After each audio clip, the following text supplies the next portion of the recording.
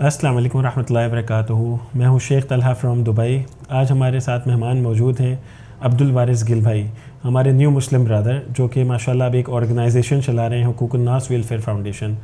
کیسے ہیں عبدالوارث بھائی آپ؟ اللہ کا شکر ہے, الحمدللہ. آپ خیریت سے ہیں؟ الحمدللہ, بہت شکریہ, آپ نے اپنا قیمتی وقت میں سے بارک اللہ فیکم. کچھ ٹائم ہمارے لیے نکالا. بارک اللہ فیکم. عبدالوارث بھائی, آپ کی بہت سارے کلپس سامنے سے گزرتے ہیں, تو ابھی ریسنٹلی کچھ ایک میرے سامنے سے کلپ گزرا اور ساحل ادیم صاحب کے بارے میں آپ نے کوئی بات کی, اس کے بعد انہوں نے کوئی ریئیکشن دیا, اور جو بھی لوگ 1 منٹ 2 منٹ کی ویڈیو دیکھ کے فتویٰ دے رہے ہیں, ان کی تو دماغی توازن درست نہیں ہے. تو اس پہ آپ کیا کہنا چاہیں گے؟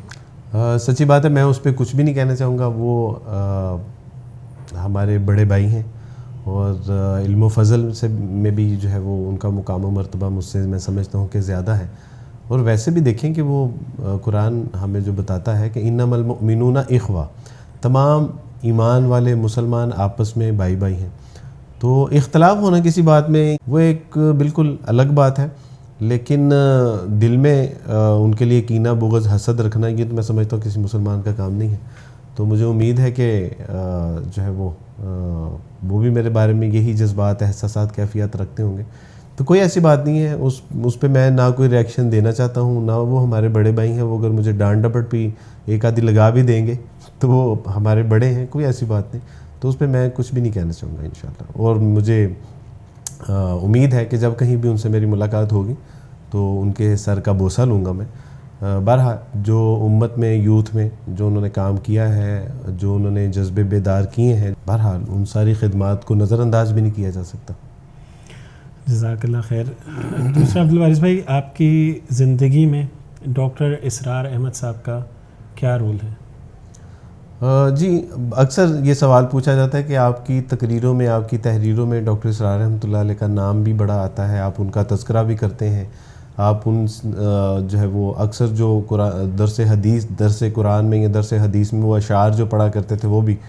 تو میں بہرحال بڑا نالائق سا, بڑا ادنا سا, بڑا چھوٹا سا ان کا ایک شاگرد ہوں, اور ان سے میری نسبت اسلام قبول کرنے کے بعد کی نہیں ہے, بلکہ ڈاکٹر اسرار رحمۃ اللہ علیہ کے ساتھ میری جو نسبت ہے وہ زمانہ عیسائیت کی ہے. یعنی اس کا میں اگر آپ سے شروع سے تذکرہ کروں تو ڈاکٹر اسرار رحمۃ اللہ علیہ ان عظیم ہستیوں میں سے ہیں کہ جن کے نقوش شاید جو ہے وہ کم سے کم 5-7 صدیاں تو یہ انسان نہیں بھول پائیں گے. یعنی جو ان کی قرآن کے ساتھ محبت, جو قرآن کے ساتھ ایک والہانہ تعلق تھا ان کا, اور جو قرآن کے حوالے سے ان کی خدمات ہیں, ان کے حوالے سے ایک شعر بھی تھا, یہ نصف صدی کا قصہ ہے, یہ پل دو پل کی بات نہیں. یعنی ایک 60 65 70 سال ایک شخص نے جو قرآن کو پڑھا ہو, پڑھایا ہو, سنایا ہو, لوگوں تک پہنچایا ہو. تو میں سمجھتا ہوں کہ میرے لیے سعادت کی بات ہے کہ میں زمانہ عیسائیت سے ان سے جو ہے منسلک تھا. واقعہ یہ ہے کہ میرے ایک دوست, میرے بڑے بھائی, میرے استاد بھی بابر بھائی, وہ بھی دبئی سے ان کا تعلق ہے. تو میرے کچھ سوالات ہوتے تھے اسلام سے متعلق, قرآن سے متعلق. تو انہوں نے مجھے کہا کہ آپ ڈاکٹر اسرار صاحب کو جانتے ہیں؟ میں نے کہا جی میں نہیں جانتا. تو انہوں نے مجھے ان کی تصویر دکھائی, ویڈیو دکھائی. تو میں نے کہا ہاں جی میں ان کو سنتا رہتا ہوں, ٹیلی ویژن کے اوپر آتے ہیں. تو انہوں نے کہا کہ آپ ان سے کیوں نہیں ملتے؟ تو میں جب پہلی بار قرآن آڈیٹوریم آتا ترک بلاک جب میں پہنچا ان کے لیکچر میں, تو وہ وہی ساری باتیں فرما رہے تھے کہ جو میرے سوالات تھے. تو میں حیران ہوا کہ یہ بات تو میرے دل میں تھی, اور اللہ سبحانہ و تعالیٰ نے ان کی ذمہ داری لگا دی کہ میرا ایک بندہ ہدایت کا متلاشی ہے, ذہن میں کچھ سوالات ہیں اور وہ تلاش میں ہے, تو آپ اس پہ جو ہے وہ بیان فرما. تو یعنی میرے لیے ایک حیران کن وہ بات تھی. دوسرا معاملہ میرے ساتھ یہ ہوا کہ کچھ عرصہ میں ان کے لیکچرز دروس وغیرہ میں جو ہے وہ آتا رہا. اس کے بعد پھر میں نے ان سے مل کے بھی کچھ جو ہے وہ سوالات تھے جن کے بارے میں تسلی اور تشفی ہوئی. بلکہ مجھے یاد ہے کہ میں جب ایک بار قرآن اکیڈمی گیا, قرآن اکیڈمی میں نے ان سے کہا کہ میں ڈاکٹر صاحب سے ملنا چاہتا ہوں. تو انہوں نے اندر جب پیغام بھیجا تو انہوں نے کہا کہ آپ ان سے کہیں کہ وہ مصروف ہیں. یعنی ان کے سیکرٹری نے مجھے بتایا کہ وہ میٹنگ میں مصروف ہیں.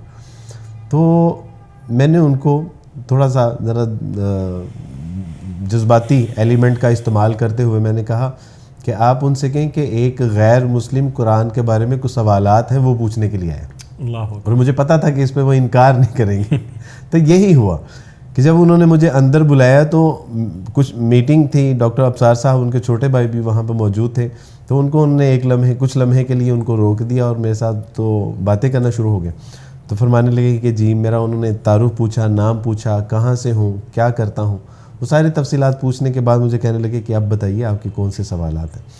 تو 2-3 سوال میں نے پوچھے، انہوں نے اس کے جواب دیے. پھر مجھے فرمانے لگے کہ تم مجھے بتاؤ کہ تمہارا خدا کے بارے میں کیا تصور ہے. تو میں نے کہا جی میں نے ابھی تک جتنا پڑھا ہے میں اس بات میں یقین رکھتا ہوں کہ دیر از نو گاڈ بٹ اللہ سبحانہ و تعالیٰ، کیونکہ مسیح علیہ السلام کا ارشاد مبارک ہے کہ خداوند تمہارا خدا ایک ہی خدا ہے جس کو اپنے پورے دل، اپنی پوری جان، اپنی پوری طاقت اور اپنی پوری عقل کے ساتھ محبت رکھو. میں نے کہا موسیٰ علیہ السلام نے فرمایا ہے کہ پہلا حکم خدا کو ماننا، فقط اس کی بندگی اور اسی کو سجدہ کرنا. تو میں نے کہا کہ اس طرح کی جو توحید پر مبنی تورات، زبور، انجیل کی بے شمار آیات ہیں جو میں نے پڑھی ہیں، ان کو سمجھا ہے، تو میرا بلیو ہے اس بات میں کہ اللہ کے سوا کوئی خالق حقیقی، کوئی مالک حقیقی نہیں ہے. پوچھنے لگے کہ محمد صلی اللہ علیہ وسلم کے بارے میں تمہارا کیا عقیدہ ہے. تو میں نے کہا کہ جی میں نے ابھی تک نبی صلی اللہ علیہ وسلم کی جتنی سیرت کا مطالعہ کیا ہے اس سے تو یہی لگتا ہے کہ محمد صلی اللہ علیہ وسلم اللہ کے نبی اور ان کے رسول ہیں. تو فرمانے لگے کہ مسیح علیہ السلام کے بارے میں کہ وہ خدا کا، میں نے کہا جی نہیں، میں اس بات میں یقین نہیں رکھتا کہ وہ خدا کے بیٹے ہیں. تو پوچھا کہ کفارے کے بارے میں، تو میں نے کہا جی اس بات میں میرا ایمان ہے کہ انہوں نے انسانیت کے گناہوں کے لیے اپنی جان کا کفارہ. تو اس بات پہ انہوں نے کہا کہ نہیں، یہاں پہ تم ذرا تھوڑی سی اور تحقیق کرو، مزید مطالعہ کرو. اور پھر بائبل نکالی، اپنے ڈرا میں انہوں نے ایک بائبل رکھی ہوتی تھی، وہ انہوں نے نکالی اور مجھے اس میں سے 1-2 حوالے اور کہا کہ اس کو تفصیل سے جا کے پڑھنا، پھر انشاءاللہ بات کریں گے.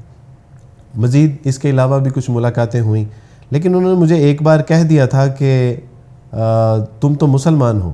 تو میں نے کہا جی آپ کیسے کہہ سکتے ہیں.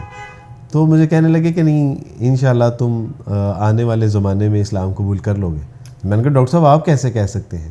لیکن پھر پتہ چلا کہ اس درویش کی جو بات تھی اللہ سبحانہ و تعالیٰ نے ویسی ہی پوری فرمائی جیسے کہ انہوں نے بیان کی تھی. اس سے بھی آگے بڑھ کے ہم نے اس وقت 2005 سے لے کے پھر 2010 تک، 2009 میں ہم نے ان سے پڑھا بھی. ہمارا آخری بیچ تھا جن کو ڈاکٹر صاحب نے کچھ دروس پڑھائے، وگرنہ جو ہے درس قرآن میں اور ان کے لیکچرز میں تو تسلسل کے ساتھ آنا لگا رہتا تھا. تنظیم کے ساتھ تعلق بھی تھا. ڈاکٹر صاحب کے کہنے پہ میں نے تنظیم اسلامی میں شمولیت بھی اختیار کی اور انہی کے مشورے سے میں نے رجوع القرآن کورس ہے وہ بھی وہاں سے کیا. تو اللہ سبحانہ و تعالیٰ کی توفیق سے جب ان کے دروس میں آنا ہوتا تھا، بیٹھنا ہوتا تھا، تو اس وقت وہ امریکہ کی باتیں کرتے تھے کہ امریکہ یہاں سے ذلیل و رسوا ہو کے نکلے گا افغانستان سے. وہ باتیں کیا کرتے تھے کہ وہ پسپائی اختیار کرے گا. وہ باتیں کیا کرتے تھے کہ روس، ترکی، چائنا، پاکستان یہ ایک بلاک بن جائے گا. وہ باتیں کیا کرتے تھے کہ جو نیو ورلڈ آرڈر ہے اس کے کیا اثرات ہوں گے. وہ باتیں کیا کرتے تھے کہ عرب ممالک جو ہیں وہ کس طرح یہود و حنود کے ساتھ مل کے وہ ایک بلاک میں یعنی امت مسلمہ سے بالکل الگ تھلگ ہو جائیں گے.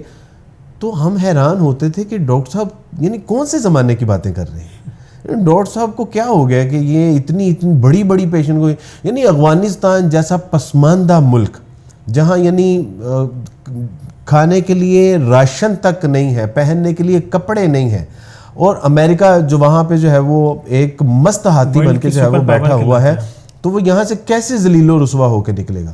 اور آپ یقین کریں کہ 2021 میں پھر ہم نے یہ اپنی گنہگار آنکھوں سے دیکھا کہ اس درویش نے جو باتیں کی تھیں وہ ساری ویسی ہی پوری ہوئیں جیسے.